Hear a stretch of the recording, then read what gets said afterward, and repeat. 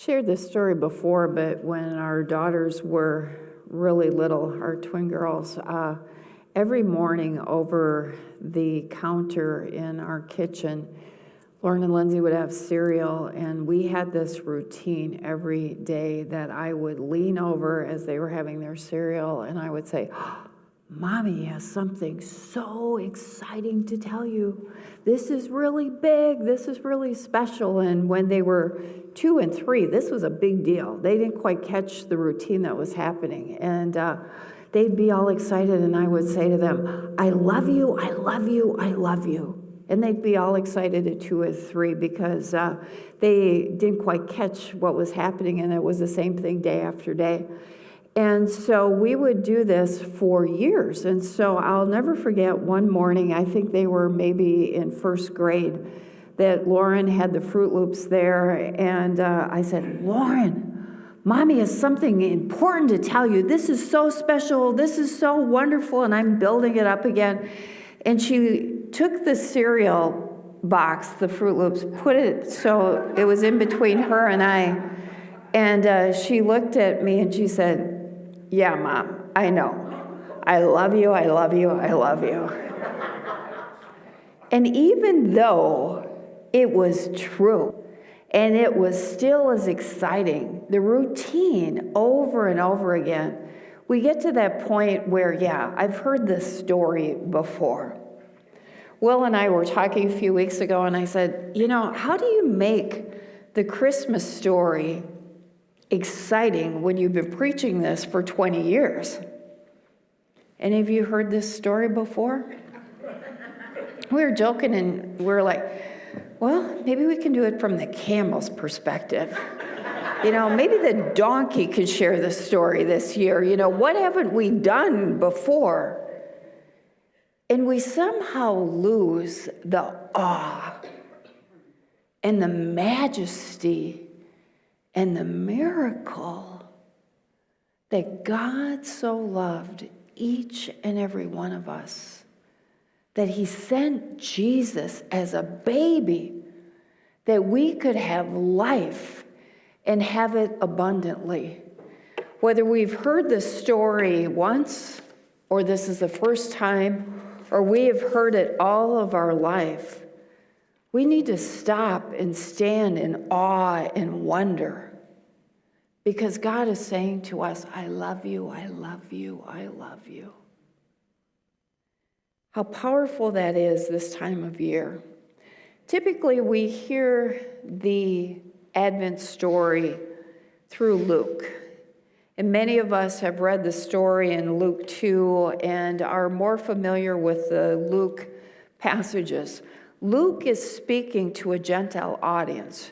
And so we see in the Gospel of Luke an emphasis on God so loved the world, each and every one of us. But Matthew is speaking to a Jewish audience.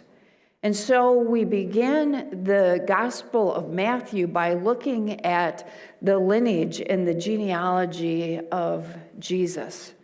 And what's so powerful as we study this, and I encourage you to spend some time in this genealogy, we see these 14 generations and 14 generations, but Matthew takes this and begins a record of the genealogy of Jesus Christ, the son of David, the son of Abraham.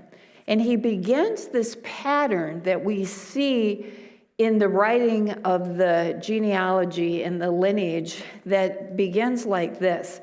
Abraham was the father of Isaac. Isaac, the father of Jacob. And we see that generation upon generation is identified as this father blessed this son. I'll give you an example of this. I chose Ruth because I love Ruth, and Boaz, the father of Obed. You'll see this pattern, whose mother was Ruth. Now, what's interesting is the mothers typically are not included in the lineage. The mothers that are included in the lineage are people like Rahab, Tamar, Bathsheba, Ruth. I love that. I love to see the women that are a part of God's history and God's heritage, women who struggled, women who were seen as foreigners, are a part of the history of Jesus in their lives. But we see something unusual happen from Obed, the father of Jesse, and Jesse, the father of David. When we get to Matthew 1:16, all of a sudden Matthew creates a different pattern as he describes Jesus. And Jacob was the father of Joseph, the husband of Mary. The text immediately identifies as even though they were engaged, legally at that time, Joseph was the husband of Mary. But what we do not see that is the pattern is, and Joseph was the father of Jesus. What we see instead is, and Mary was the mother of Jesus, who is called Messiah. It's easy for us. Joseph is not Jesus's biological father, because Jesus is both human and divine. And Jesus is the Messiah, the one that they have been waiting for. And as we read this over and over again, we forget how powerful this statement is, and how the passage that Josh read today begins with these powerful words, that God so loved you and I that he sent Jesus, the Messiah, the one that Isaiah had prophesied 700 years before. Jesus has come not as the biological child of Joseph, but as a child of the Holy Spirit and Mary. And we see the power of the virgin birth. We see the power of what Matthew is saying in these words. The power of that switch is often easily missed. We need to also understand the background of what Matthew is trying to communicate. We live in a culture that celebrates engagements in a variety of ways. Becomes a big deal, and we have these elaborate engagement parties, and everyone's videotaping it, and it's a huge production. But we often then see those engagements change, and at times don't end in marriage.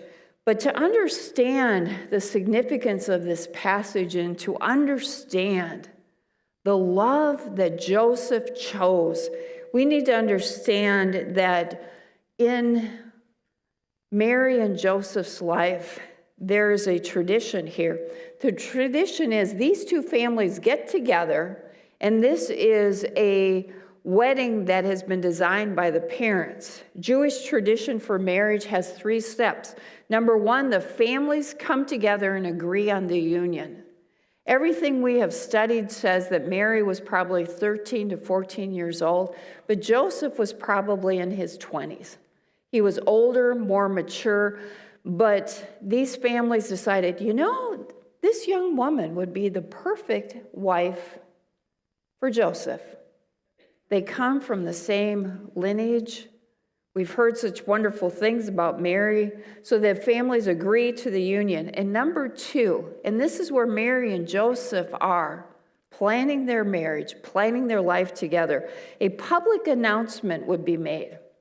Everyone in the community, everyone in Nazareth would know, Joseph has chosen a bride. Joseph is going to marry Mary. And these two families will come together. So everyone would have known. This is a big deal. The public knows. Everyone knows that they are engaged. But at this point, they are legally married, husband and wife. But typically, the husband and wife would still live with their parents, so that Joseph could have spent a year to a year and a half providing income, being able to move out and have a place of their own. So they are legally married, but the text is very clear. They have not consummated this marriage. They have not consummated this marriage. We learn from the Gospel of Luke that when the angel comes to Mary, you are chosen. You have found favor with God. Mary, your life is about to change, and here's what's going to happen. The angel says to her, even your cousin Elizabeth, in her old age, who was barren, way beyond childbearing years, is going to have a baby. Elizabeth is 6 months pregnant. And then says, because nothing is impossible for God. So what we can discern by putting Matthew and Luke together is that Mary has become pregnant. Mary's womb became the Holy of Holies. And then she leaves Nazareth for 3 to 4 months. And all of a sudden, Mary comes back to Nazareth, and people are going, I think Mary's gained a little weight. Oh my goodness. It looks like Mary is pregnant. Oh my goodness, how can this be? Because Joseph is a righteous man. Joseph follows the law. What were they thinking? They're not married yet. They shouldn't be doing this. Oh my goodness, this is a scandal. And as I've studied this, I thought, I don't think that Joseph knew that Mary had told him that this child that I am pregnant with has been conceived by the Holy Spirit, because Joseph hears this in the dream. So it was new news to Joseph. And suddenly this righteous, kind man is in the midst of a dilemma. What am I going to do? Oh my goodness, I cannot believe that this is happening. We're not husband and wife yet. And you begin to see the doubts. Who is the father of this child? How could Mary do this to me? Mary is found to be pregnant by the Holy Spirit as she comes back. It's 3 or 4 months later. Joseph, her husband, is trying to decide whether or not to divorce her or, according to the law, have her stoned.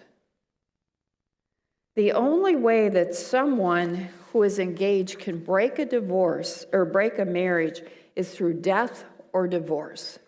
So the text says to us that as he struggled with this, as he tried to determine what to do, Joseph, in the midst of feeling betrayal, in the midst of feeling hurt, who had every right to divorce her, who had every right to identify adultery, to publicly humiliate her, decided to not expose Mary to public disgrace. He had in mind to divorce her quietly. If she had been publicly divorced, she would never have been able to marry again. She would have lived a life of destitution, would have suddenly experienced such a different life. But Joseph decided in his mind, okay, I could do this, I could do this. All right, none of these are good options, but I choose to divorce her silently and quietly so that she is not disgraced. Joseph divorced her quietly, didn't have her stoned, but isn't it like God? Have you ever been in one of those situations where you feel like, okay, there are no good options here. I'm not quite sure what